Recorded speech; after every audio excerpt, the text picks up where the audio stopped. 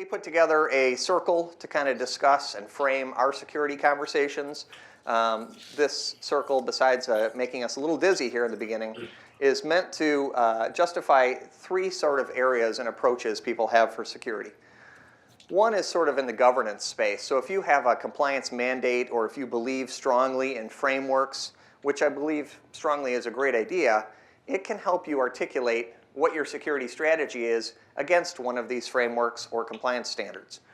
Okay? And a lot of the things that come out of there, things like risk assessments or data classification, strategy, education, all of those are areas and part of that data governance. Where a lot of organizations have been is in the control space. We chat with a lot of organizations and we're like, well, we need the next latest generation firewall, and we need to, I'm worried about this vendor versus this vendor for antivirus or anti-malware.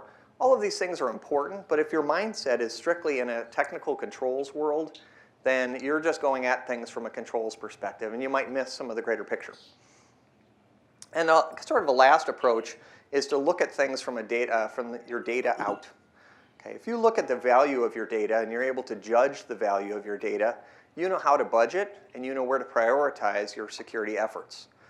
So all of these things being important, you'll also see as part of the sort of the key there, identity is a big portion of things, and one of our speakers will be talking a lot about the identity and how identity crosses across all streams and is a primary risk factor with regards to data. So on the data perspective, if you're thinking about your data, and next slide we'll just kind of walk through some examples of where data exists, but there's three primary concerns about your data: availability, integrity, and the confidentiality of it. Most people think primarily, I know that one organization actually within this room didn't really have as much concern about the confidentiality of their data.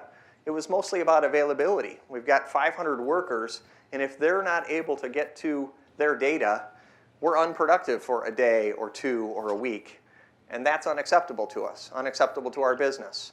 So availability might be a primary concern for some sorts of data. Others might be, this is our super secret sauce, or this is information that we're chartered to protect. And so confidentiality is certainly very important. Some organizations worry significantly about integrity. We've got some people in the room that work for organizations that do nothing but make sure that data didn't get modified, especially important in the financial world and so forth. So all of those elements are just kind of critical background elements as we speak about data. From a data perspective, and this will be just kind of we'll just go around the room if we have some examples. Here's some examples and classifications of data that people might have in their room. Obviously, things like that you're chartered to protect, compliance, and protected data is sort of well known. The state of Illinois has specific rules as to what is sensitive information that's dictated typically by an account number or driver's license number or social security, along with enough information about the person to discern who it is. It could be an initial and a last name.